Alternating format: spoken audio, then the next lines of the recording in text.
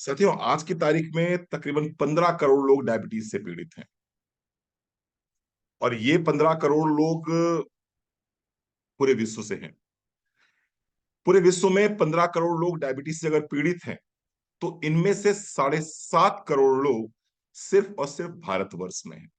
ध्यान दीजिएगा, 15 करोड़ लोग पूरे विश्व में डायबिटीज नामक बीमारी से पीड़ित हैं। और इन 15 करोड़ लोगों में से 7.5 करोड़ लोग सिर्फ और सिर्फ भारत से हैं। इसका मतलब क्या हुआ? इसका मतलब हुआ कि भारत डायबिटीज की राजधानी बन चुका है। भारत डायबिटीज की कैपिटल बन चुका है। आज की तारीख में मैं बात करूं तो प्रत्येक 3 में से एक व्यक्ति डायबिटीज का पेशेंट है। यह अलग बात है, कुछ को पता है और कुछ को नहीं पता है। कुछ जान चुके हैं तो वो ट्रीटमेंट कर रहे हैं, और कुछ ऐसे हैं जिनको पता ही नहीं है कि वो डायबिटीज के पेशेंट हैं। जब कभी कोई बड़ी बीमारी होती है, जब कभी कोई स्ट्रोक हुआ, जब कभी कोई ऑपरेशन कराना हुआ, जब कभी किसी डॉक्टर के पास जाना हुआ और वहां पर उनका ब्लड टेस्ट किया गया, और तब मालूम पड़ता है कि नहीं नहीं, I am suffering with diabetes, मुझे तो डायबिटीज है। तो ये देखते हैं, पहले समझते हैं डायबिटीज है क्या। ये है क्या भला? तो एक पीपीटी के माध्यम से समझाने का प्रयास करूंगा, व्हाइट बोर्ड के माध्यम से समझाने का प्रयास करूंगा। और प्रोग्राम को शुरू करने से पहले, प्रेजेंटेशन को शुरू करने से पहले, एक मेरा डिस्क्लेमर डिस्क्लेमर ये कि ये जो प्रोग्राम है, ये जो ट्रेनिंग मॉड्यूल हम दे रहे हैं आपको, ये सिर्फ और सिर्फ आपके ज्ञानवर्धन के लिए है। आपकी मॉडर्न मेडिसिन को रिप्लेस करने के लिए बिल्कुल भी नहीं है। तो जो भी चीजें यहाँ पर आपको बताई जाएंगी, अपने संबंधित डॉक्टर से बात करने के बाद ही इन चीजों को आप लीजिए। ज्ञान देना, नॉलेज देना हमारा पर्पस है यहाँ पर। ठीक है जी, आइए स्टार्ट करते हैं। Very special session on diabetes by doctor Ranveer. तो जैसा कि मैं परिचय दे चुका हूं अपना, मेरा नाम डॉक्टर रणवीर सिंह है। बाय प्रोफेशन मैं एक आयुर्वेदिक चिकित्सक हूं। तकरीबन 28 साल हो गए हैं मुझे आयुर्वेद की प्रैक्टिस करते करते। पिछले 8 सालों से मोदी केयर के साथ में हूं। और मोदी केयर के साथ में बस अ, कह सकते हैं कि लोगों के जीवन में वैल्यू ऐड करना मेरा पर्पज है। मेरे ज्ञान के माध्यम से जो भी मुझे थोड़ा सा आता है, थोड़ा सा आता, ज्यादा तो नहीं आता, थोड़ा सा जो भी मेरा ज्ञान है, उस ज्ञान के माध्यम से आपकी लाइफ में मैं क्या वैल्यू ऐड कर सकता हूँ, यही मेरी लाइफ का पैशन है और यही मेरी लाइफ का पर्पज है। आइए स्टार्ट करते हैं अपना presentation. Diabetes. Diabetes can be referred to as a chronic disease characterized by a high level of sugar in the blood. Simple सी भाषा में अगर बात करी जाए, तो आपके शरीर में जो खून दौड़ रहा है, तकरीबन 5 लीटर खून हर शरीर में दौड़ता है। आपके शरीर में जो खून दौड़ रहा है, उस खून के अंदर उस खून के अंदर शुगर का लेवल, ग्लूकोज का लेवल जब बढ़ जाता है, तो ऐसी स्थिति को हम बोल देते हैं कि भैया आप डायबिटीज के पेशेंट हैं। क्योंकि जब शुगर तो रहेगा खून में, ऐसी बात नहीं शुगर बिल्कुल नहीं रहेगा, लेकिन जब इस शुगर का लेवल थोड़ा सा ज्यादा हो जाएगा, हाई हो जाएगा, तो हम कहेंगे कि दिस इज डायबिटीज। आइए देखते हैं what is blood sugar. The blood sugar level, blood sugar concentration or blood glucose level is a concentration of glucose present in the blood of humans and other animals. Simple सी भाषा में बात करें तो आपके खून में ब्लड ग्लूकोज का लेवल, या आपके शरीर में आपके खून में चीनी का लेवल बढ़ जाता है, उसका कंसंट्रेशन लेवल बढ़ जाता है ह्यूमंस में या एनिमल्स में, तो उसको हम क्या बोलेंगे? Diabetes. Glucose is a simple sugar, and approximately 4 grams of glucose are present in the blood of 70 kilogram human at all times. क्या मतलब हुआ इसका? इसका मतलब यह है, ग्लूकोज सिंपल शुगर है, और प्रत्येक शरीर जिसका वजन 70 किलोग्राम है, उसमें तकरीबन तकरीबन 4 ग्राम आपका शुगर होना ही चाहिए, और होता ही है। होता ही है। ठीक है साहब, आइए थोड़ा सा और आगे बढ़ते हैं। लेवल्स क्या होते हैं शुगर के? ब्लड शुगर लेवल आइए देखिए। फास्टिंग में 80 से 100 का लेवल आता है mg पर डीएल। फास्टिंग में 80 से 100 के बीच में लेवल अगर आ रहा है, तो आप नॉर्मल हैं। अगर यही लेवल खाना खाने के बाद में 170 से 200 के बीच में आ रहा है, खाना खाने के बाद में तुरंत, तुरंत यानी कि इमीडिएट, 10 मिनट बाद, 15 मिनट बाद, 20 मिनट बाद, तो भी आप नॉर्मल हैं।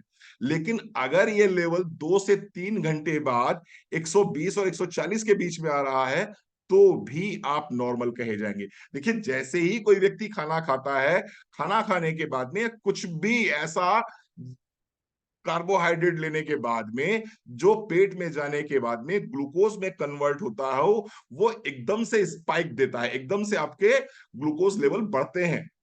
तो खाना खाने के बाद में 170 और 200 अगर इमीडिएटली आ रहा है, तो इसका मतलब ये नहीं है कि आप डायबिटीज के पेशेंट हैं। इमीडिएटली बढ़ता है, लेकिन 2 घंटे बाद वो कितना रहता है, 2 घंटे बाद अगर 120 और 140 के बीच में है तो नॉर्मल है। अगर मान लीजिए यही लेवल्स फास्टिंग 101 और 125 के बीच में है, तो आप इसको प्री डायबिटिक बोल सकते हैं। क्या बोलेंगे भैया? प्री डायबिटिक है 101 से 125 के बीच में, यानी कि डायबिटीज होने की संभावना आपको है। खाना खाने के बाद में 190 से 230, फिर मैं कह रहा हूं खाना खाने के 10 मिनट बाद, आफ्टर ईटिंग यानी कि 10 मिनट बाद 190 से 230 के बीच में है तो प्री डायबिटिक है। लेकिन अगर जिसको आप पीपी बोलते हैं, जिसको आप कहते हैं ना खाना खाने के बाद की शुगर, अगर वो खाना खाने के बाद की शुगर 2-3 घंटे बाद आप चेक कराते हैं और 140 और 160 के बीच में रहती है, तो उसको हम बोलेंगे प्री डायबिटिक कंडीशन। अगर 126 से ऊपर फास्टिंग निकल रही है, आपकी खाली पेट आपकी 126 से ऊपर निकल रहा है, तो फिर आपको ठप्पा लग जाता है, स्टैंप लग जाती है कि आप डायबिटीज के पेशेंट हो। खाना खाने के तुरंत बाद 220 और 300 के बीच में, और अगर 2 से 3 घंटे बाद 200 प्लस डायबिटीज निकलती है, तो हम उसको डायबिटिक कहेंगे, कंफर्म, कंफर्म्ड डायबिटिक कहेंगे। ठीक है साहब, ठप्पा लग जाएगा कि आप डायबिटिक के पेशेंट हो।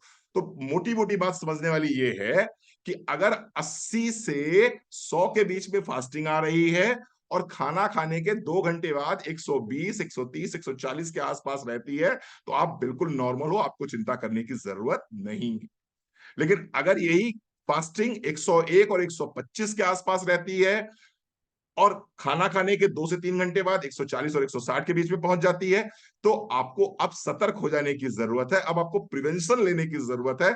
अब आपको खाना सोच समझ के खाना चाहिए, या जो भी कुछ खा रहे हैं, चीनी, चावल, आप आलू, जो भी कुछ खा रहे हैं सोच समझ के खाइए।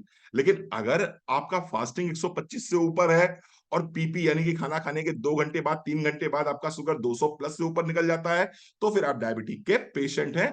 अब आपको सावधानी बरतने की जरूरत है। ना सिर्फ सावधानी बरतने की जरूरत है, बल्कि आपको ट्रीटमेंट कराने की जरूरत है। कुछ लोग कहते हैं साहब, कभी कभी क्या होता है कि हमने आज सुबह सुबह खीर खा ली थी, या कल रात में शादी में गए थे तो हमने शादी में वहां पर जाके गुलाब जामुन खा लिए थे, या सर आज कोई रिश्तेदार आ गए थे तो उनके संग बैठ के हमने काजू कतली खा ली थी, तो हो सकता है आज बढ़ गई हो। तो इसके लिए क्या करा, मेडिकल साइंस ने एक टेस्ट निकाला जिसको बोलते हैं HbA1c टेस्ट। HbA1c टेस्ट, इसका सीन क्या है कि अगर आप नॉर्मल हैं, अगर आप नॉर्मल हैं तो 6 से कम होना चाहिए। HB1AC का क्या सीन है, 6 से कम अगर आ रहा है, 5.6, 5.7, 5.5 आ रहा है, तो HB1AC नॉर्मल है। लेकिन अगर यही 6.5 के ऊपर निकल जाए, तो क्या बोला जाएगा, तो बोला जाएगा कि नहीं साहब, अब आप डायबिटीज के पेशेंट है। तो मैंने आपको दोनों रीडिंग्स बता दी, मैंने आपको mg/dl भी बता दिया, और मैंने आपको HB1AC के पैरामीटर्स भी बता दिए। ठीक है साहब, चलिए थोड़ा सा अब इसको समझते हैं। Diabetes can be referred to as a chronic disease characterized by high level of sugar in the blood. बड़ी सिंपल सी परिभाषा दी गई है कि डायबिटीज एक ऐसी बीमारी है, एक ऐसी क्रॉनिक प्रोग्रेसिव बीमारी है, जिसको हम इस तरह समझते हैं कि भैया आपके जो ब्लड है, उस ब्लड में ग्लूकोज का लेवल हाई हो गया है। Diabetes is a disease that occurs when your blood glucose, also called blood sugar, is too high. Of course, थोड़ी शुगर तो रहती है, ज्यादा हाई हो जाएगा तो उसको हम कहेंगे भैया ब्लड शुगर हो गया। Blood glucose is your main source of energy and comes from the food you eat. जैसे ही आप कोई भी ऐसा भोजन करते हैं जिस भोजन में चीनी होती है, अब कौन से भोजन में चीनी होती है, 3 तरह के बेसिक भोजन आप करते हो। कौन कौन से भोजन करते हो? पहला तो आप करते हो कार्बोहाइड्रेट। जो खाना हम खाते हैं उसको समझ लीजिए, हमारे खाने में क्या क्या होता है। हमारे खाने में 3 चीजें होती, एक तो होता है कार्बोहाइड्रेट, दूसरा क्या होता है, दूसरा होता है प्रोटीन, तीसरा क्या होता है, तीसरा होता है फैट, और बाकी माइक्रोन्यूट्रिएंट्स होते हैं, विटामिन और मिनरल्स होते हैं। तो अगर आपने कार्बोहाइड्रेट खाया, और ये कार्बोहाइड्रेट खाते ही क्या होता है, मुंह में ही जो है, मुंह में ही ये कार्बोहाइड्रेट टूटना शुरू कर देता है। सलेवरी ग्लैंड्स हमारी होती हैं, जो सलाइवा हमारा होता है, वो सलाइवा इस कार्बोहाइड्रेट को मुंह के अंदर ही तोड़ना शुरू कर देता है, और मुंह के अंदर टूटते ही मुंह में ही ग्लूकोज बनना शुरू हो जाता है, और ये ग्लूकोज बॉडी में एब्जॉर्ब भी होना शुरू हो जाता है। तो जैसे ही आपने कोई ऐसा खाना खाया जिसमें कार्बोहाइड्रेट की मात्रा थी या जिसमें चीनी थी, ये क्या करता है, ये इमीडिएटली आपके ब्लड में ग्लूकोज के लेवल्स को बढ़ाएगा। अगर ये ग्लूकोज के लेवल्स ज्यादा हो जाएंगे तो उसको हम बोलेंगे ब्लड शुगर। ब्लड शुगर, ये जो ग्लूकोज है ये क्या है, यही आपको ऊर्जा देता है। अब इसका मतलब ये नहीं कि साहब शुगर बढ़ जाएगा तो हम कार्बोहाइड्रेट नहीं खाएंगे। कार्बोहाइड्रेट अगर आप नहीं खाएंगे तो आपको सोर्स ऑफ एनर्जी कहां से मिलेगी, क्योंकि ये जो ग्लूकोज आप ले रहे हैं, जो कार्बोहाइड्रेट आप ले रहे हैं, यही तो पूरी तरह से जब टूटता है आपके पेट में जाने के बाद में, पेट का मतलब है मेरा छोटी स्मॉल इंटेस्टाइन में जाने के बाद में, तो वहां पर जाने के बाद में जब ये ग्लूकोज, ये कार्बोहाइड्रेट टूटता है तो इससे बनता है ग्लूकोज, और यही ग्लूकोज क्या होता है, आपके कोशिकाओं में जाता है, और कोशिकाओं में जाकर अगेन ये एटीपी में कन्वर्ट होता है और आपको ऊर्जा मिलती है। तो ग्लूकोज तो बहुत जरूरी है, लेकिन अब ये ग्लूकोज अगर सेल में जा ना पाए तो डायबिटीज, और ये ग्लूकोज अगर इतना ज्यादा बन जाए कि सेल लेने से मना कर दे तो डायबिटीज। एक वर्ड और आपने सुना होगा डायबिटीज पढ़ते पढ़ते या सुनते सुनते, इंसुलिन। इंसुलिन, कई बार ये माना जाता है कि साहब इंसुलिन की कमी की वजह से डायबिटीज होता है। इंसुलिन की कमी की वजह से डायबिटीज होता है। 1965 तक डॉक्टर्स मानते थे कि साहब इंसुलिन जब बॉडी में नहीं बनेगा तो डायबिटीज होगा, लेकिन 1965 के बाद में एक रिसर्च हुई जहां डॉक्टर जेरी ने बताया कि साहब इंसुलिन की कमी की वजह से डायबिटीज नहीं होता है। इंसुलिन तो होता है बॉडी में, लेकिन वो इंसुलिन अपना काम प्रॉपर तरीके से नहीं कर पाता है, या कोशिकाएं इस इंसुलिन को प्रॉपर तरीके से काम करने नहीं देती हैं। इस स्थिति को हम डायबिटीज बोलते हैं। ये इंसुलिन बनता कहां पर है, ये इंसुलिन बनता है पेनक्रियाज में, जिसका काम क्या होता है, इसका काम होता है जो ग्लूकोज आपको खाने से मिला है, इस ग्लूकोज को आपके सेल्स तक पहुंचा देना, जिससे कि आपको ऊर्जा मिल जाए। जैसे कि मान लीजिए मैं इसमें बोल रहा हूं तो मुझे एनर्जी चाहिए, ये एनर्जी मुझे मिल कहां से रही है, ये एनर्जी मुझे मिल कहां से रही है, ये एनर्जी मुझे मिल रही है जो मैंने भोजन किया है, उस भोजन से जो मुझे ग्लूकोज मिला है, वो ग्लूकोज मेरे सेल्स तक गया है, सेल्स में जाकर ये कन्वर्ट हुआ, माइट्रोकाइंड्रिया आपने पढ़ा होगा सब, और फिर एटीपी में कन्वर्ट होकर मुझे ऊर्जा मिल रही है। तो इसके लिए जिम्मेदार कौन है, इंसुलिन और ग्लूकोज, दो चीजें जिम्मेदार है मेरी ऊर्जा के लिए। आइए थोड़ा सा और आगे बढ़ते हैं। Diabetes mellitus, commonly known as diabetes, is a metabolic disease that causes high blood sugar. The hormone insulin moves sugar from blood into your cells to be stored or used for energy. With diabetes, your body either doesn't make enough insulin or can't effectively use the insulin it does make. बहुत simple सी भाषा में समझाने का प्रयास करूंगा आपको, और आपको समझ में आएगा, क्योंकि मेरा काम ही है कि सिंपल लैंग्वेज में आप तक नॉलेज को पहुंचाना। ठीक है साहब, चलिए इसको इस तरह समझिए। ये आपका क्या है, सेल है, ये आपका सेल है। बॉडी की स्मॉलेस्ट यूनिट क्या होती है, ये वो होती है कोशिका। अब इस सेल में क्या है, यहां पर देखिए, यहां पर आपको चैनल्स मिलेंगे, थोड़े थोड़े से ये चैनल्स मिलेंगे, ये चैनल्स हैं। इस सेल में ग्लूकोज यहां से एंट्री करता है, ये सेल है, और सेल में छोटे छोटे से दरवाजे हैं जहां से बॉडी में ग्लूकोज एंट्री करता है। इसके पैरेलल, इसके पैरेलल क्या होगा, ब्लड की कैपिलरीज चल रही हैं, खून बह रहा है, ये खून बह रहा है। और खून में क्या है, खून में भैया वो है, क्या कहते हैं आपका, ग्लूकोज है। ये ग्लूकोज है, ये खून के अंदर ये ग्लूकोज है, ये खून के अंदर ये ग्लूकोज है। खून के अंदर ग्लूकोज भी है, और खून ही के अंदर क्या आया, पेनक्रियाज ने इंसुलिन छोड़ दिया। तो इंसुलिन कहाँ मिलेगा? इंसुलिन भी साहब इसी के अंदर है। तो ये आपका, ये इंसुलिन भी इसी के अंदर है। तो खून के अंदर पेन ग्लूकोज भी है और खून के अंदर ही इंसुलिन भी है। अब सीन ये हो रहा है कि ये जो इंसुलिन है, ये नीला वाला जो इंसुलिन है, ये यहां पर आता है, यहां पर आएगा। यहां पर कहीं आपका होता है, क्या होता है, इंसुलिन रिसेप्टर, आई आर, मैं लिख रहा हूं आई आर, इंसुलिन रिसेप्टर। ये इंसुलिन जो है, जो आपके खून में घूम रहा है, जो आपके पेनक्रियास से निकला है, ये इंसुलिन रिसेप्टर पे आके बैठेगा, इससे दोस्ती करेगा और इससे कहेगा कि दोस्त, मेरे एक रिलेटिव मेरे साथ में आए हैं, मैं चाहता हूं कि वो आपके घर पे आ जाएं, मेरी बहन आई है, मेरा भाई आया है, इसको भी आप अपने घर के अंदर ले लीजिए।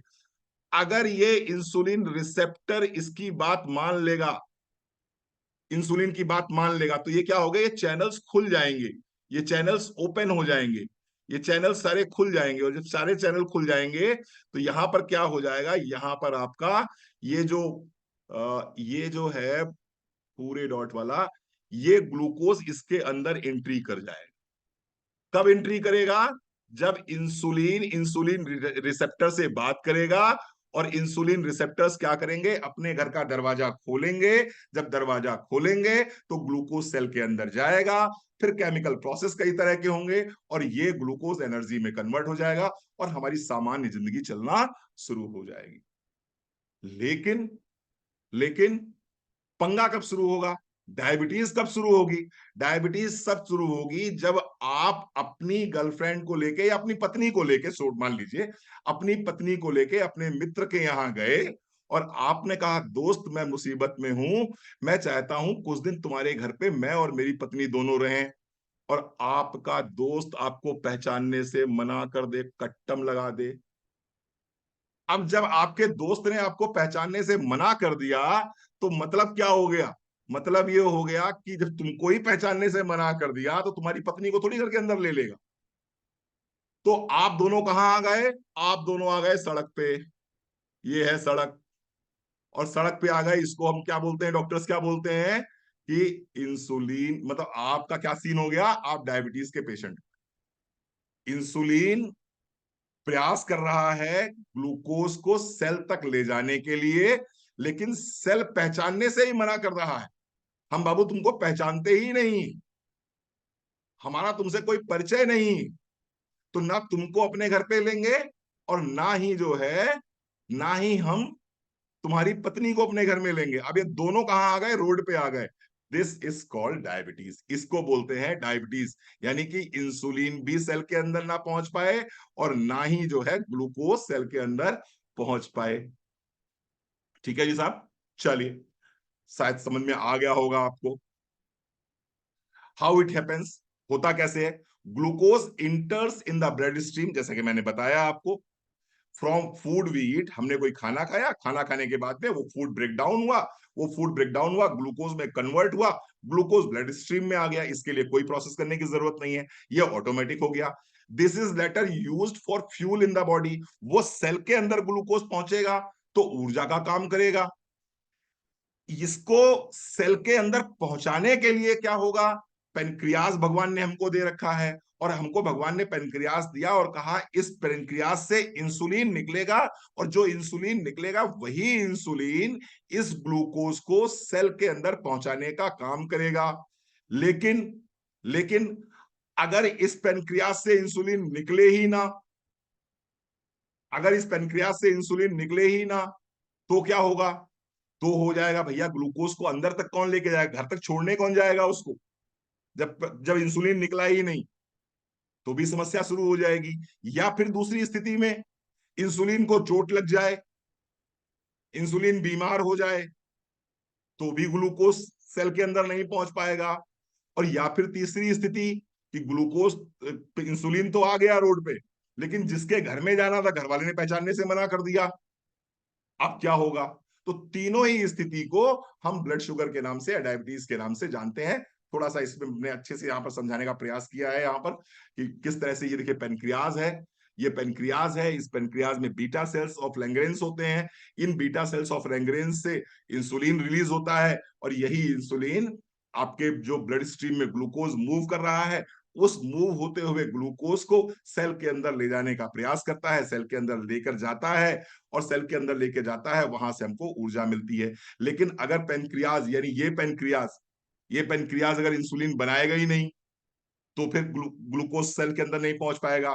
इंसुलिन बीमार हो जाए, इंसुलिन खराब हो जाए, तो भी ये सेल के अंदर नहीं पहुंच पाएगा। और तीसरी बात, सेल ही इसको लेने से मना कर दे, तो भी ये ग्लूकोज सेल के अंदर नहीं पहुंच पाएगा। ये स्थिति होती है डायबिटीज की। मुझे लगता है डायबिटीज आपको बहुत अच्छे समझ में आ गया होगा। Fat or liver cells fail to respond to insulin properly. As a result, our body cells are starving for energy and other overtime. बहुत सिंपल सी बात है, जब सेल के अंदर ग्लूकोज जाएगा नहीं, तो निश्चित रूप से बॉडी क्या होगी, बॉडी के अंदर एनर्जी कम होगी, वो स्टार्व करेगी। हाई ब्लड ग्लूकोज लेवल्स अगर सिर्फ और सिर्फ उस रोड पे घूमते रहेंगे, रोड पे भीड़ बढ़ जाएगी। अब क्या हो गया, रोड पे भीड़ बढ़ गई, और जब रोड पे भीड़ बढ़ गई और ये भीड़ जो है पूरे शहर को इसने चोक कर दिया, इतना भीड़ बढ़ गई कि पूरे शहर की जितनी भी रोडें हैं, यानी जितनी भी कैपिलरीज हैं, जितनी भी ब्लड वेसल्स हैं, वहां पर सारे में सिर्फ और सिर्फ इंसुलिन है और सारे में ग्लूकोज है। तो जहां जहां ये जाएंगे, वहां वहां जाम लगाएंगे, जहां जहां ये जाएंगे वहां वहां जाम लगाएंगे, वहां वहां बॉडी के पार्ट्स को डैमेज करेंगे। ठीक है, इतना समझना आपके लिए आज जरूरी था कि भैया इंसुलिन होता क्या है, ये होता क्या है ब्लड शुगर।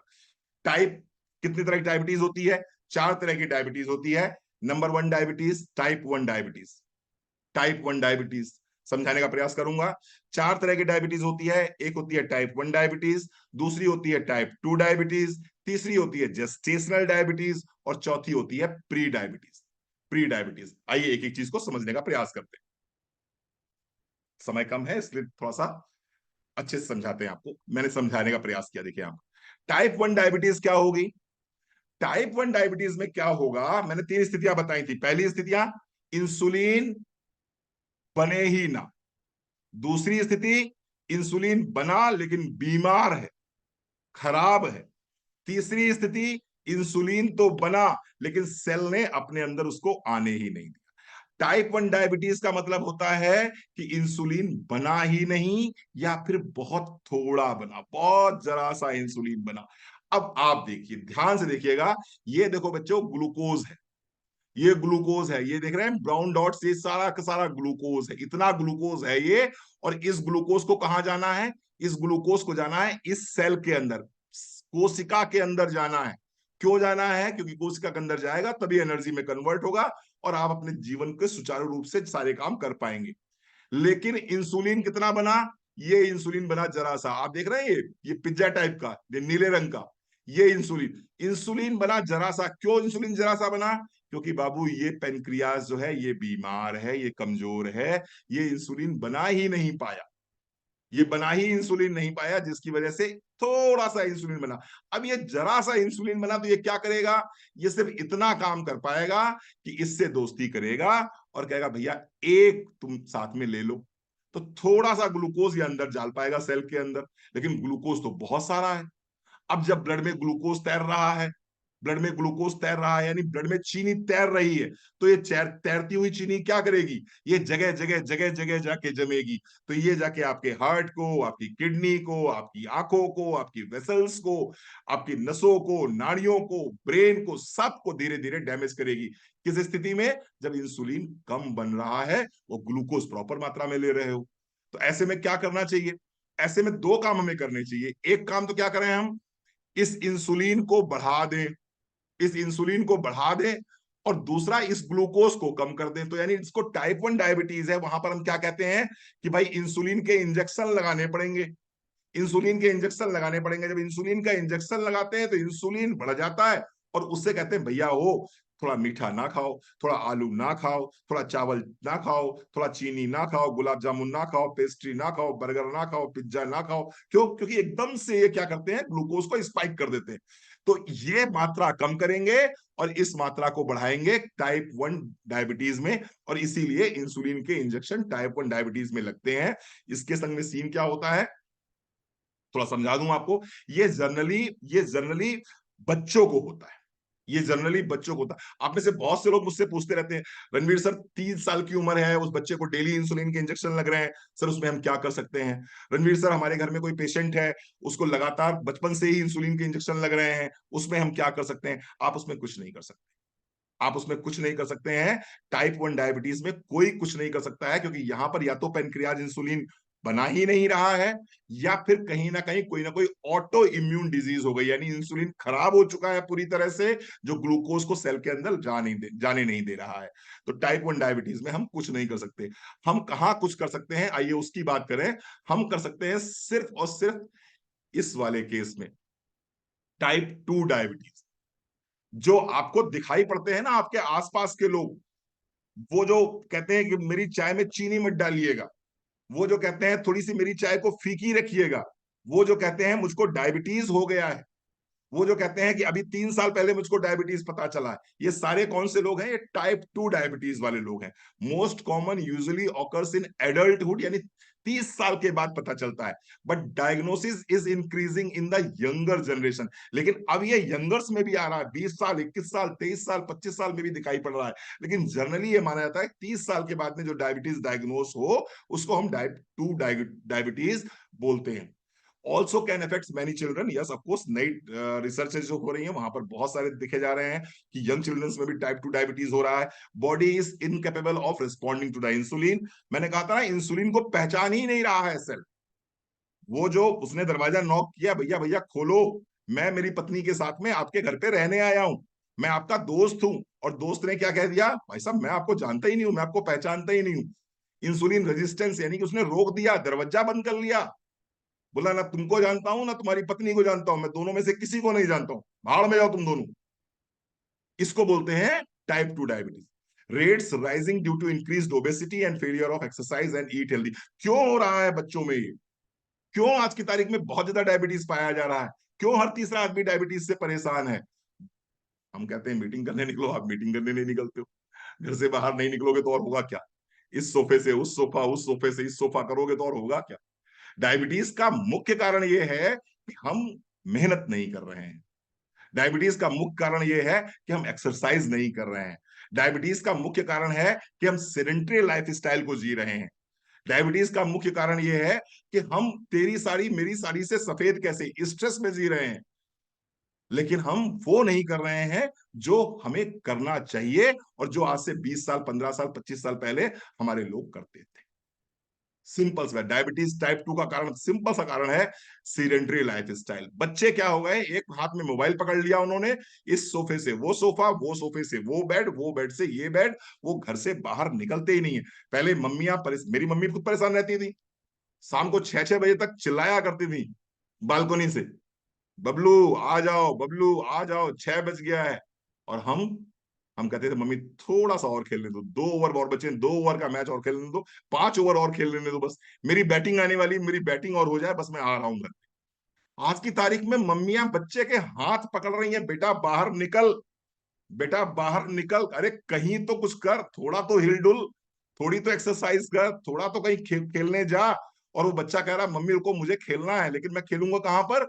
मोबाइल पे। वो खेल तो क्रिकेट भी रहा है, खेल फुटबॉल भी रहा है, खेल टेबल टेनिस भी रहा है, लेकिन कहां पर खेल रहा है? या तो मोबाइल पे खेल रहा है या लैपटॉप पे खेल रहा है। और उसका नतीजा क्या निकल रहा है? उसका नतीजा आपके सामने है, वो हो रहा है टाइप 2 डायबिटीज के रूप में। इस तरह के केसेस आपके सामने दिखाई पड़ रहे हैं। हम थोड़ा सा फास्ट चलेंगे। ये है जो टाइप 2 डायबिटीज। अब इसको समझ लीजिए, पहले मैंने क्या बताया था कि भैया इंसुलिन नहीं बना क्योंकि ये बीमार है। इंसुलिन नहीं बन रहा था पहले वाले केस में क्योंकि ये बीमार था, पेनक्रियाज आपका बीमार था। दूसरे वाले केस में क्या है? इंसुलिन बन रहा है, खूब बन रहा है, ठीक ठाक जितना बनना चाहिए उतना इंसुलिन बन रहा है। ग्लूकोज कोई कमी नहीं, भगवान की दुआ से burger, pizza, chowmein, Zomato, Swiggy सब हाजिर है। और उसके अलावा मम्मी के पास में सिर्फ दो ही हैं, एक राम एक लखन। बच्चे ने कहा मम्मी ये चाहिए, मम्मी तुरंत लेके हाजिर हो जाती हैं। पहले ये नहीं था, पहले समस्या थी, पहले हमारे पास ऑप्शन नहीं थे। मम्मी ने कहा, मम्मी से हम पूछते जरूर थे, मम्मी कहती खाना खा लो बबलू। हमने कहा जी मम्मी क्या बना हुआ है? उन्होंने कहा तुरई बनी हुई है और रोटी बनी हुई है। हमारे पास दो ही ऑप्शन थे, या तो खाना खा लो या मार खा लो, खाना खा लो या पिटाई हो जाएगी। हमारे पास दो ऑप्शन थे। अब क्या ऑप्शन है? बच्चे ने कहा मम्मी क्या बना है? मम्मी ने कहा बेटा तुरई बनी है। उसने कहा ठीक है मम्मी कोई बात नहीं, मैं जोमेटो से ऑर्डर लगा देता हूँ। उसने जोमेटो से ऑर्डर लगा दिया, लीजिए साहब। उसके पास ऑप्शन है, हमारे पास ऑप्शन ही नहीं था। इसलिए जो है ऊपर वाले की कृपा से अभी तक डायबिटीज नहीं है। और जो लोग जोमेटो स्विगी ज्यादा पसंद करते हैं उनके लिए भगवान मालिक है। यहां सीन क्या हो रहा है इसको जरा समझ लीजिए, इसको समझ लेंगे तो आपको पूरा समझ में आ जाएगा। इंसुलिन अच्छे से बन रहा है, ग्लूकोज की कोई कमी है ही नहीं, ये तो भगवान दुआ से सबके पास पर्याप्त मात्रा में है। लेकिन ये जो आपका दोस्त है, ये सेल है, ये सेल आपका दरवाजा नहीं खोल रहा। देख रहे हैं दरवाजा बंद है। अब बताओ, इसने दरवाजा बंद कर लिया, अब ये बेचारा इंसुलिन इस अपनी पत्नी को लेके, अपनी गर्लफ्रेंड को लेके या अपने किसी रिश्तेदार को लेके इसके घर में कैसे प्रवेश करेगा? और अगर ये प्रवेश नहीं करेगा तो क्या होगा? होगा ये कि ये ग्लूकोज और ये इंसुलिन ब्लड में मूव करता रहेगा, लगातार ब्लड में मूव करता रहेगा। और लगातार मूव करते करते करते करते जहां जहां जहां जहां इसको मौका मिलेगा वहां वहां जमना शुरू कर देगा, और तमाम तरह की समस्याएं शरीर में पैदा हो जाएंगी। ठीक है। तीसरा, जेस्टेशनल डायबिटीज। जेस्टेशनल डायबिटीज यानी कि वो डायबिटीज जो मदर के कारण बच्चे को हो जाती है। मदर को डायबिटीज हुई और मदर के माध्यम से, प्लेसेंटा के माध्यम से बच्चे को हो जाती है, तीसरी। और प्री डायबिटीज जो कि मिनिमम मैक्सिमम लोगों को आपको दिखाई पड़ रही होगी। प्री डायबिटीज यानी कि एक ऐसा डायबिटीज की कंडीशन जो नॉर्मल से ऊपर है, लेकिन अभी डायबिटीज की कंडीशन में नहीं आई है। मैं इसकी चर्चा आपसे कर चुका हूं। ये चार तरह की डायबिटीज होती है। सिम्टम्स को देख लीजिए अच्छे से, समझ लीजिए अच्छे से। High blood level of glucose, यानी कि जैसे ही आप अपनी डायबिटिक लेवल को चेक कराएंगे, आपका डायबिटिक लेवल खाना खाने के बाद अगर 200 से ज्यादा निकलता है, अगर 140 से ज्यादा निकलता है, तो इसका मतलब आप डायबिटीज की कंडीशन में आ गए हैं। ब्लरी विजन, ब्लरी विजन क्यों होगा? ब्लरी विजन इसलिए होगा क्योंकि जो आंखों में ब्लड वेसल्स आई हैं, बहुत पतली पतली सी महीन सी बारीक सी जो ब्लड वेसल्स हैं, वहां पर अगर ग्लूकोज बह रहा है तो ये ग्लूकोज क्या करेगा? उन बारीक बारीक सी नसों को डैमेज कर देगा। और जब डैमेज कर देगा तो वहां पर क्या होगा? वहां पर आपको धुंधला दिखाई पड़ेगा, क्योंकि आंखें डैमेज होनी शुरू हो गई, धुंधला दिखाई पड़ेगा। और आपको पता है डायबिटीज की जब जांच आप कराते हैं, डायबिटीज जब आपको मालूम पड़ता है, तब तक 25% आंखें आपकी जा चुकी होती। ये डायबिटीज कोई एक दिन में नहीं हो जाएगा कि आपने आज रसगुल्ला खाया कल सुबह डायबिटीज हो गया, ऐसा नहीं होता। या आपने आज गाजर का हलवा खाया कल सुबह डायबिटीज हो गया। अरे 12-12, 15-15 साल लग जाते हैं। स्लो प्रोग्रेसिव डिजीज है। धीरे धीरे धीरे धीरे धीरे धीरे लगातार जब आप सेडेंट्री लाइफ स्टाइल को जीते हैं, लगातार जब अपनी लाइफ स्टाइल में आप बहुत ज्यादा ग्लूकोज का सेवन करते हैं, लगातार जब बार बार कार्बोहाइड्रेट का सेवन करते हैं, तो ये समस्या आती। फटीग, थकान रहेगी। थकान क्यों रहेगी? थकान क्यों रहेगी? बड़ा सिंपल सा रीजन है। थकान इसलिए रहेगी कि अगर इसको इसको इस यहां पर ग्लूकोज पहुंचेगा ही नहीं, एनर्जी मिलेगी ही नहीं, तो थकान रहेगी कि नहीं रहेगी? ऑफ कोर्स थकान रहेगी। तो थकान रहेगी, इसके साथ साथ में प्यास लगेगी। प्यास लगेगी। प्यास क्यों लगेगी? प्यास इसलिए लगेगी कि जब आपके ब्लड में ग्लूकोज की मात्रा बढ़ गई, क्योंकि ग्लूकोज सेल्स में नहीं गया, तो किडनी क्या करेगी? किडनी उस ग्लूकोज को शरीर से बाहर फेंकने का प्रयास करेगी। अब जब किडनी उस ग्लूकोज को शरीर से बाहर फेंकने का प्रयास करेगी, तो सिर्फ ग्लूकोज तो बाहर नहीं जाएगा, ग्लूकोज के साथ साथ में पानी भी बाहर जाएगा, यूरिन बाहर जाएगी। अब जब यूरिन यानी कि शरीर से पानी कम हो जाएगा, तो बॉडी में डिहाइड्रेशन होगा। अब बॉडी में जब डिहाइड्रेशन होगा तो प्यास लगेगी। तो प्यास लगेगी, प्यास लगेगी, मुंह सूखेगा। प्यास लगेगी, मुंह सूखेगा। तो क्या सिम्टम्स आया? सिम्टम ये आया कि एक तो पेशाब बहुत बार लगेगी, और दूसरा प्यास भी ज्यादा लगेगी, और तीसरा मुंह सूखेगा। तो ये तीन सिम्टम्स आ गए डायबिटीज के। क्यों आए? आपको समझ में आ गया होगा पूरा खेल। इसके साथ साथ में पेनफुल यूरिनेशन। अब चूंकि ग्लूकोज के साथ में यूरिन कर रहे हैं आप, तो ऑफकोर्स वहां पर कोई ना कोई इन्फेक्शन पैदा होगा। इन्फेक्शन पैदा होगा तो पेनफुल यूरिनेशन होगा। इसके साथ में फ्रीक्वेंट यूरिनेशन, बार बार वो किडनी पेशाब को बाहर निकालने का प्रयास करेगी, ग्लूकोज को बाहर निकालने का प्रयास करेगी, तो फ्रीक्वेंट यूरिनेशन होगा। Sores that do not heal, घाव हो जाएंगे, वो घाव ठीक नहीं होंगे। क्यों नहीं ठीक होंगे? सिंपल सी बात है, अगर ब्लड में ग्लूकोज बहुत ज्यादा मात्रा में रहेगा, तो वो माइक्रोब्स पैदा करेगा, इन्फेक्शन पैदा करेगा, उसकी वजह से ठीक होंगे। नॉइजिया होगी, वॉमिटिंग होगी, वजन कम होगा। वजन क्यों कम होगा? वजन क्यों कम होगा? वजन इसलिए कम होगा कि जब बॉडी को एनर्जी मिलेगी नहीं तो बॉडी करेगी क्या? बॉडी को जिंदा तो रहना है, तो बॉडी पहले क्या करेगी? जो बॉडी में फैट है पहले से उपलब्ध, उस फैट को तोड़ेगी। तो पहले तो जो एक्सेस फैट है बॉडी में, वो एक्सेस फैट कम होना शुरू हो जाएगा। अब मान लीजिए एक्सेस फैट खत्म हो गया, लेकिन बॉडी को एनर्जी फिर भी नहीं मिल रही है, तो फिर बॉडी कहां से एनर्जी लेके आएगी? फिर बॉडी एनर्जी लेके आएगी मसल्स से। अब मसल मास जब कम होना शुरू हो जाएगा तो लॉस अपने आप होना शुरू हो जाएगा। और हमेशा हमेशा आपको भूख लगी रहेगी, हमेशा लगेगा कुछ खाने को मिल जाए। क्यों? क्योंकि आपकी बॉडी को जब ग्लूकोज मिला ही नहीं, तो आपके ब्रेन का जो सेटाइटी लेवल था वो ट्रिगर हुआ ही नहीं, यानी भूख मरी ही नहीं आपकी। आपको हमेशा लगेगा भूख लगी है, भूख लगी है, कुछ खाने को दो, कुछ खाने को दो। लेकिन सच्चाई ये है कि ग्लूकोज तो बॉडी में है, वो बॉडी एब्जॉर्ब नहीं कर पा रही है।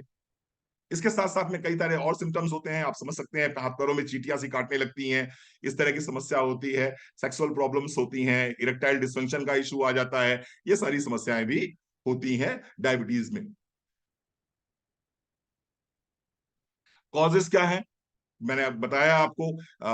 टाइप 1 में आपका पेनक्रियास काम ना करे, पहला केस। दूसरा केस काम तो करे लेकिन ऑटो इम्यून डिसऑर्डर की वजह से इंसुलिन बन तो रहा है, लेकिन इंसुलिन वर्किंग में नहीं है, इंसुलिन ही बीमार हो गया, इंसुलिन ही डिस्ट्रक्ट हो गया। और तीसरा केस इंसुलिन रेजिस्टेंस। आप स्क्रीनशॉट ले लेंगे तो आपको आसान रहेगा, क्योंकि समय हमारे पास कम है और टॉपिक बहुत बड़ा है।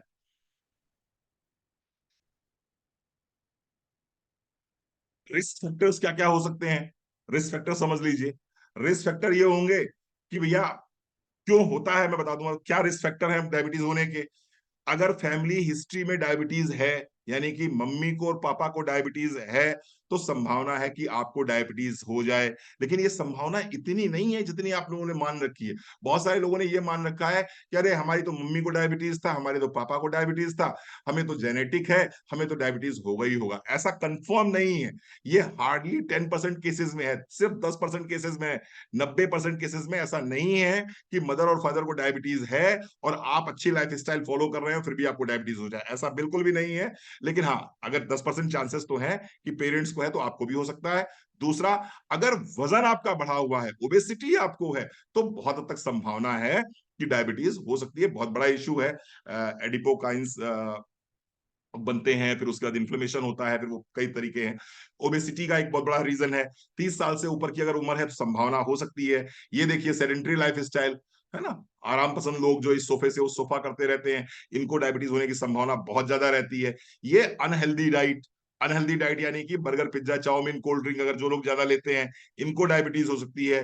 जिनको हाई ब्लड प्रेशर रहता है, ऐसे लोगों को संभावना रहती है डायबिटीज होने की। जो तनाव में रहते हैं, ऐसे लोगों को भी डायबिटीज होने की संभावना बहुत ज्यादा रहती है। इसके साथ साथ में जिनको जेस्टेशनल डायबिटीज की हिस्ट्री है, यानी कि मदर को जो है प्रेगनेंसी के टाइम पे डायबिटीज हुआ हो, ऐसे केस में भी इस तरह की संभावना रहती है। तो ये कुछ इश्यूज हैं जिनकी वजह से डायबिटीज हो सकती है संभावना। ये इतना बड़ा टॉपिक है कि इसके लिए अगर 4-6 घंटे दिए जाए तो भी कमी है।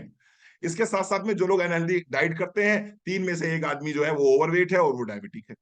3 में से 1 आदमी, अगर आप बर्गर पिज्जा चाउमीन ये बहुत ज्यादा खाते हैं तो बहुत हद तक संभावना है 3 में से 1 आदमी डायबिटीज का पेशेंट हो जाता है। इसके साथ साथ में जो लोग काम नहीं करते, जो लोग काम नहीं करते दिन भर, जो लोग होम मीटिंग्स नहीं करते, घर से बाहर नहीं निकलते, कुछ भी नहीं करते हैं, ऐसे लोगों को भी संभावना है कि उनको डायबिटीज हो सकता है, हो सकता है। ठीक है साहब। की फैक्टर्स क्या है? की फैक्टर्स क्या है, क्या करना होगा, कैसे बच सकते हैं डायबिटीज से? सिंपल तरीका आप भी जानते हो, मैं भी जानता हूं, हम बता देते हैं आपको। भैया हेल्दी खाइए। हेल्दी खाने में क्या है? ऐसा खाना खाइए जिसमें भरपूर मात्रा में प्रोटीन भी हो, जिसमें भरपूर मात्रा में फाइबर भी हो, जिसमें कार्बोहाइड्रेट थोड़े कम हो, फ्रूट्स ज्यादा हों, वेजिटेबल्स ज्यादा हों। ऐसा खाना खाइए, हेल्दी खाना खाइए, डायबिटीज नहीं होगी आपको। फिजिकली एक्टिव रहिए, कम से कम 150 मिनट की एक्सरसाइज 1 हफ्ते में करनी कंपलसरी होती है। अगर आप ये करते हैं, यानी 30 मिनट पर डे भी अपने लिए निकाल लेते हैं, तो पर्याप्त है, तो पर्याप्त है। ये कर सकते हैं। वजन को ना बढ़ने दीजिए। वैसे ये कंट्रोल में नहीं होता है इंसान के, लेकिन फिर भी प्रयास करिए। कम से कम आलू खाइए, कम से कम चीनी खाइए, कम से कम चावल खाइए, गेहूं थोड़ा सा कम खाइए। प्रयास कीजिए मिक्स आटा अगर खाएं तो ज्यादा अच्छा रहेगा, आपका डायबिटीज कंट्रोल में रहेगा। लगातार अपना ब्लड ग्लूकोज लेवल्स चेक कराते रहें। अगर फैमिली हिस्ट्री है और आपको किसी एंगल पे लग रहा है कि यार मुंह सूख रहा है, कई बार पेशाब करने जाते हैं, बॉडी में थकान बहुत ज्यादा रहती है, और उससे भी बड़ी चीज, यूरिन करने के बाद अगर चींटे आ जाते हो, तो इमीडिएटली चेक कराइए, इमीडिएटली चेक कराइए, मेडिकल एडवाइस लीजिए आप।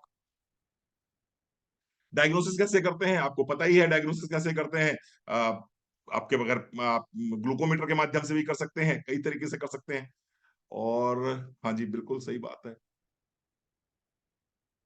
चलिए इसको थोड़ा सा समझा देते हैं। अ,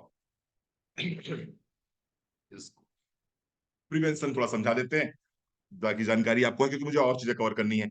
check your risk of diabetes, take a life. थोड़ा सा अपने डायबिटीज के रिस्क को चेक करिए, ठीक है। मैनेज योर वेट, वेट को मैनेज करिए, एक्सरसाइज रेगुलर करिए, हेल्दी डाइट लीजिए, प्रोसेस्ड फूड ना लीजिए, या फिर बहुत कम, रेयर करिए। वन डे चीट डे होता है, रोज का चीट डे नहीं होता है।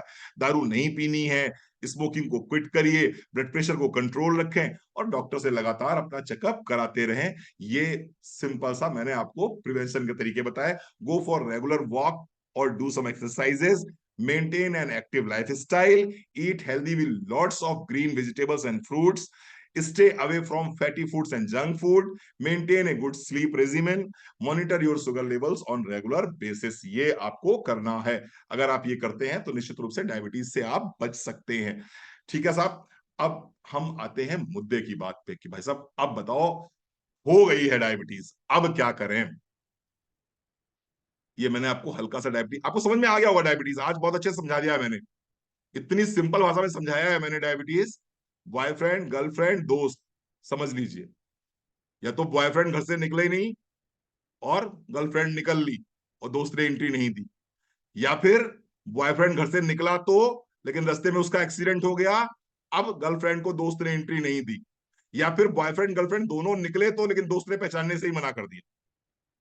ज्यादातर केसेस में जो डायबिटीज हो रही है वहां पर सीन यही है, बॉयफ्रेंड गर्लफ्रेंड दोनों निकले, रोड पे आ गए, नॉक नॉक किया, दोस्त ने पहचानने से मना कर दिया, बोले हम नहीं जानते तुमको। अब बेचारा वो रोड रोड पे घूम रहा है, जिसके भरोसे घर छोड़ा था, जिसके भरोसे घर छोड़ा था, उसी ने घर में एंट्री नहीं दी। दिस इज टाइप 2 डायबिटीज जो आपको मिल रहा है। और वो घूमता रहता है, घूमता रहता है, घूमता रहता है, जहां जहां जमता है वहां वहां समस्या पैदा कर देता है। अब मान लीजिए हो गई, अब क्या करें। अब हो गई तो क्या सप्लीमेंट्स हैं हमारे पास में, क्या वो तरीके हैं, आइए उसकी थोड़ी सी बात करेंगे आपसे। ये देखिए बेचारा, ये रोड पे ही घूमेगा ये। हाँ जी साहब, आप समझते हैं। हो गया है तो क्या करना है। Suggestive supplements for diabetes, diabetes, suggestive supplements for diabetes. Number एक, जामुन करेला जूस, जामुन करेला जूस। ये आपको लेना है 20 ml सुबह और 20 ml शाम को, with with half glass of water. यानी कि आधा ग्लास पानी ले लीजिए, सॉरी, आधा ग्लास पानी ले लीजिए, और आधा ग्लास पानी के साथ में हाफ ग्लास ऑफ वाटर। आधा ग्लास पानी के साथ में जामुन करेला जूस आप ले लीजिए, सुबह सुबह खाली पेट, और शाम को भी खाली पेट अगर ले लेते हैं तो निश्चित रूप से आपको बहुत बहुत बहुत राहत मिलेगी। ठीक है साहब। अब आप पूछेंगे साहब मैं क्यों ले लूं जामुन करेला जूस, मुझे क्या गर्ज है जामुन करेला जूस लेने की, मैं क्यों लूंगा जामुन करेला जूस। तो मैं आपको बता दूं, जामुन करेला जूस आप इसलिए ले लीजिए कि अगर आपने डायबिटीज को समझा है अच्छे से, तो थोड़ा सा मुझे दे दीजिए। और मैं आपको बता इसलिए रहा हूं कि अगर आप किसी के पास बैठ के बात करेंगे तो आपको बात करने में मजा आएगा। हाँ जी, जामुन करेला जूस आपको इसलिए लेना है क्योंकि करेला जो होता है, इसके अंदर बड़े सारे गुण होते हैं, बहुत सारे गुण होते हैं इसके अंदर। लेकिन जो मुद्दे वाली बात है मैं वो समझाता हूँ। करेले के अंदर एक चीज पाई जाती है जो आपने नहीं पढ़ी होगी अभी तक। करेले के अंदर पाया जाता है चेरेंटिन, चेरेंटिन। जब किसी से बात करेंगे तो बात करने में थोड़ा सा वजन आएगा। चेरेंटिन पाया जाता है इसके अंदर। अब ये चेरेंटिन करता क्या है? ये चेरेंटिन करता क्या है? ये चेरेंटिन करता ये है कि अब आपको थोड़ा सा समझाने का प्रयास करता हूं, करेला जामुन जूस क्यों लेना चाहिए। बाकी करेला जो करता है वो करता ही करता है, लेकिन चेरेंटिन बेसिकली करता क्या है वो समझ लीजिए। करेले में जो चेरेंटिन है वो क्या करता है?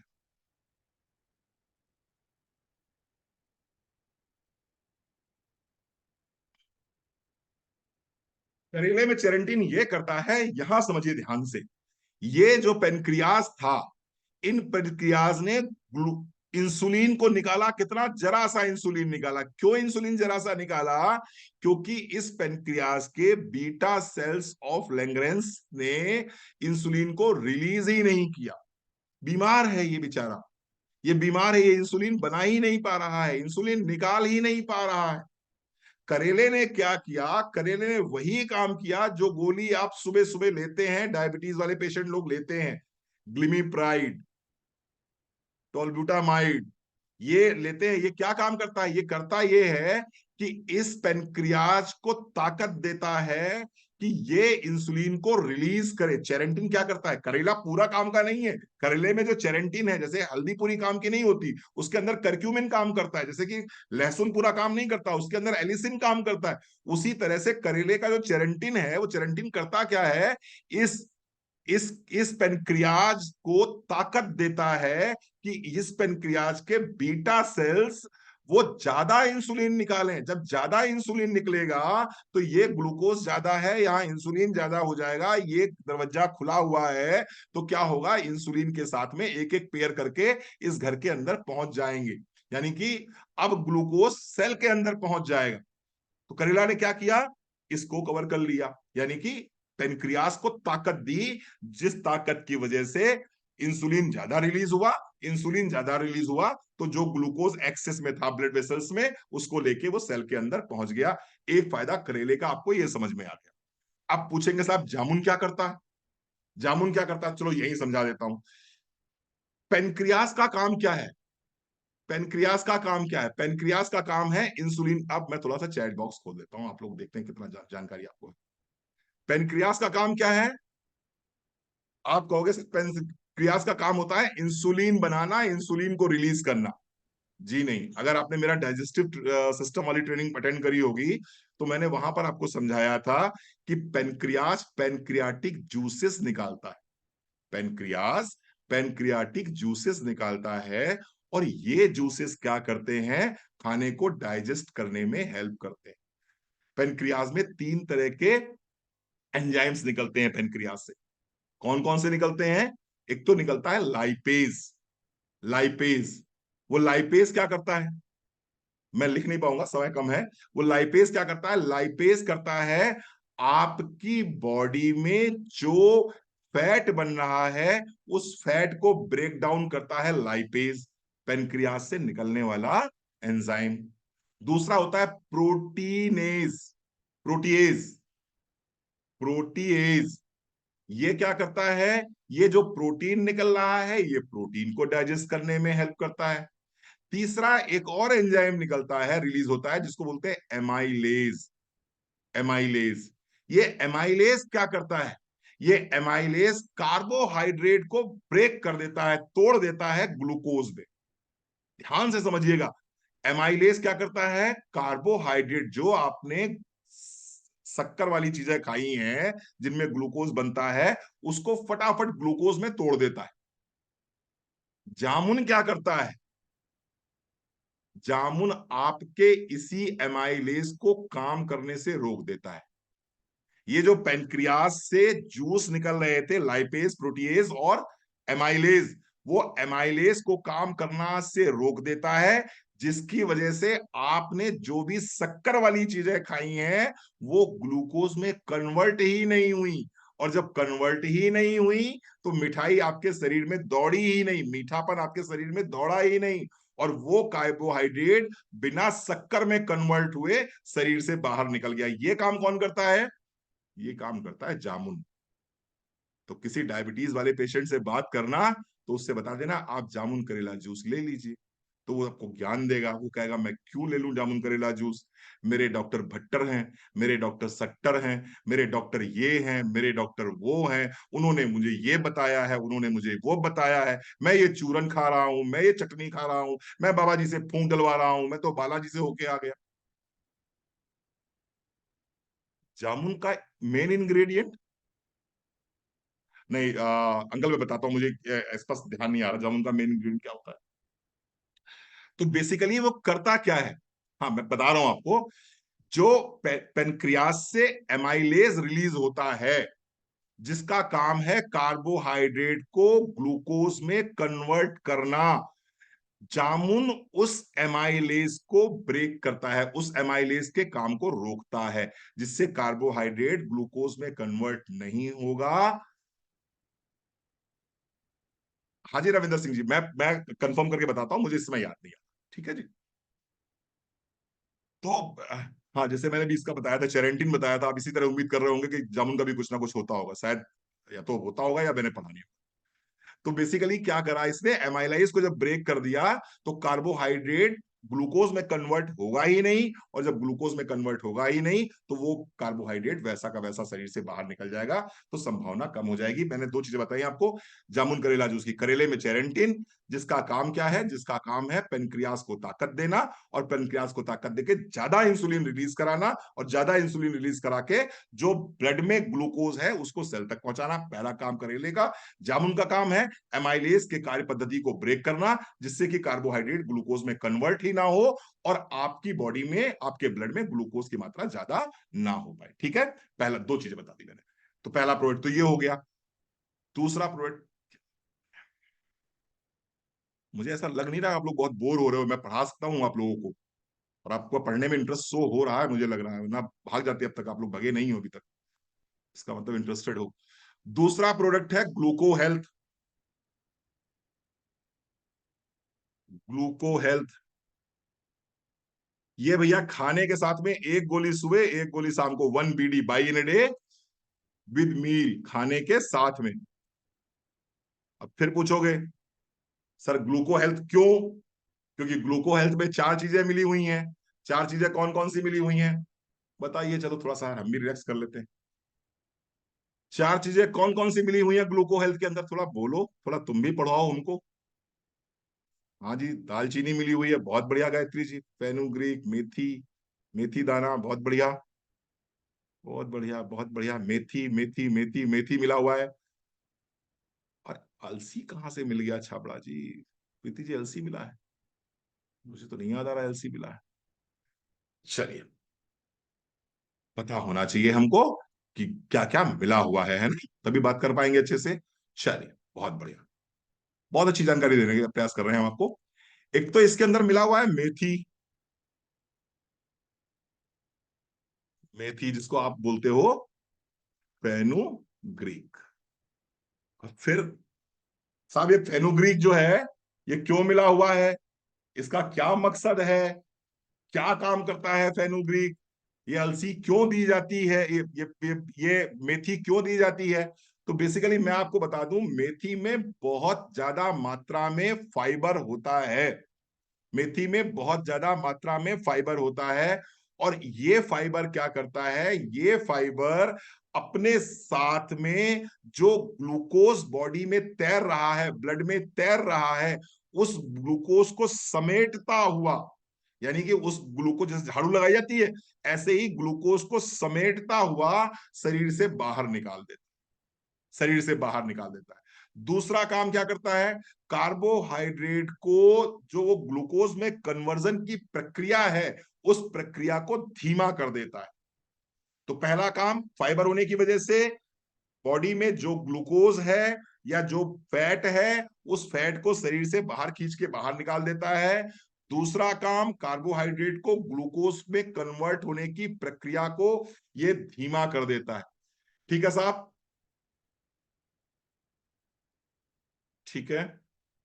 इसके साथ साथ जो कार्बोहाइड्रेट का डाइजेशन है और एब्जॉर्प्शन है, यानी कार्बोहाइड्रेट जो हमारी बॉडी में डाइजेस्ट हो रहा है और बॉडी में एब्जॉर्ब हो रहा है, इन दोनों ही प्रक्रियाओं को धीमा कर देता है। That slows down that slows down the process of digestion and absorption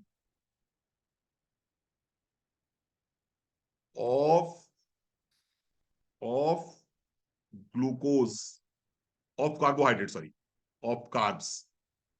carbohydrate का डाइजेशन और एब्जॉर्प्शन दोनों ही प्रोसेस को ये स्लो कर देते। ठीक है जी। चल, बहुत शॉर्ट में बताने की कोशिश करूंगा आपको, बाकी फायदे बहुत सारे हैं। मेथी, दूसरा प्रोडक्ट इसका क्या है? मेथी के बाद में क्या आया? मेथी के बाद में आइए ले लेते हैं क्रोमियम पिक्लोनेट को। क्रोमियम पिक्लोनेट,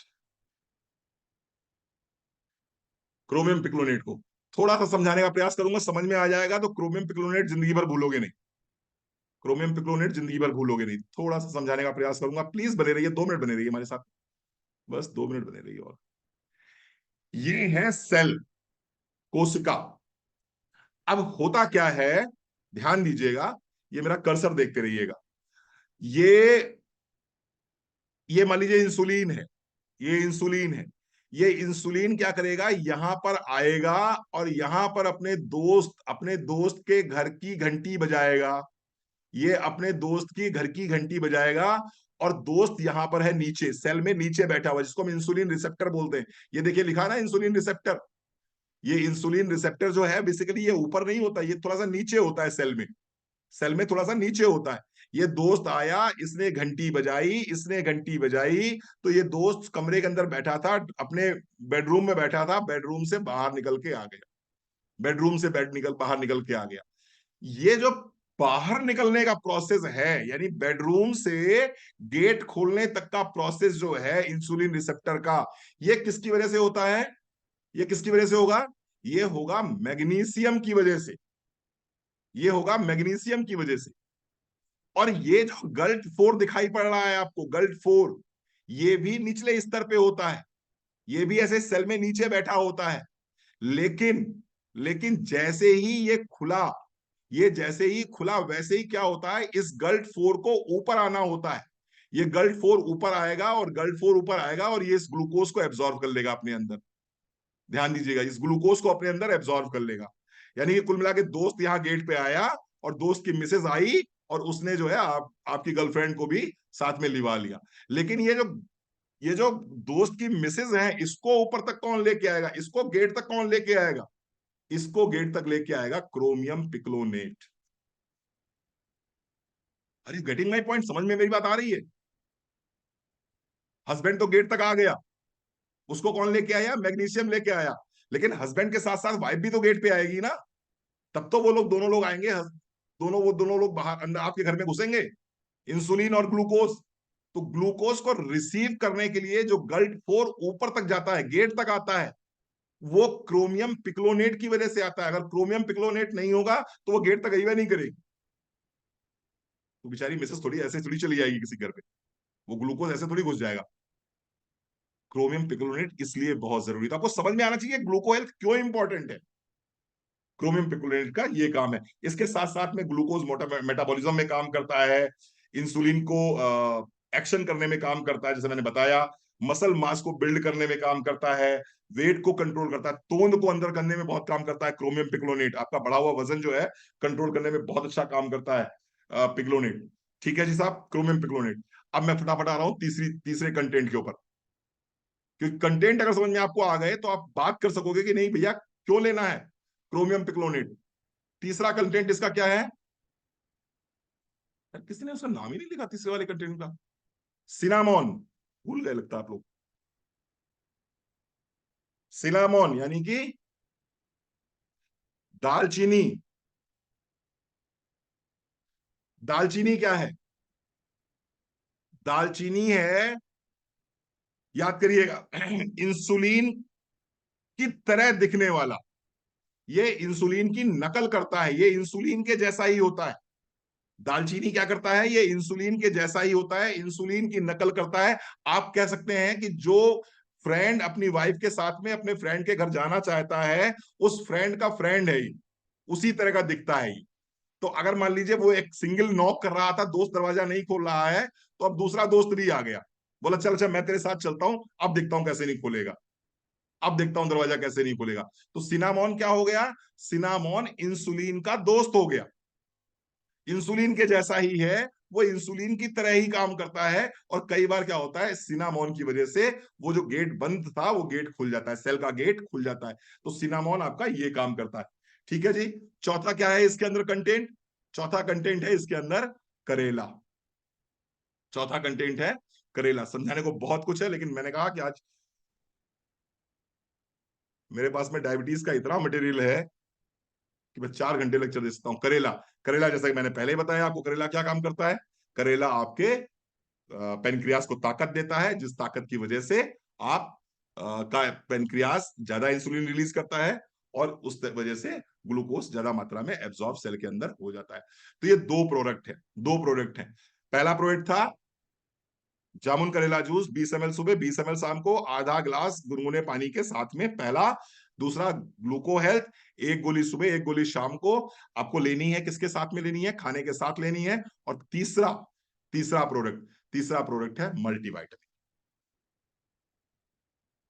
मल्टीविटामिन, आप पूछेंगे सर मल्टीविटामिन क्यों लेना है? मल्टीविटामिन इसलिए लेना है क्योंकि मल्टीविटामिन बहुत जरूरी है। ज्यादातर डायबिटीज के केसेस में क्या होता है, विटामिन B1 और B6, ये दोनों बहुत इंपॉर्टेंट होते हैं।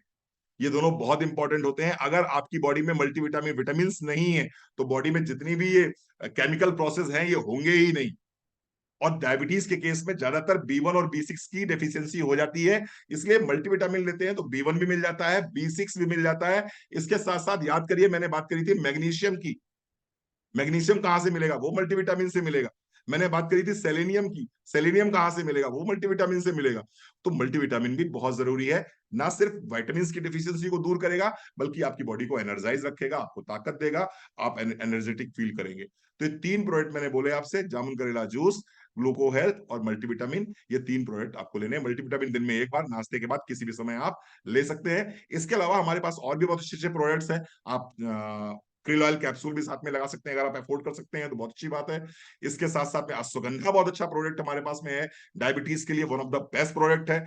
इसके साथ साथ में शिलाजीत हमारे पास में बहुत अच्छा प्रोडक्ट है, आप इसको भी ले सकते हैं। लेकिन ये 3 प्रोडक्ट बेसिक प्रोडक्ट्स हैं, ये आपको कंपलसरी लेने ही लेने हैं।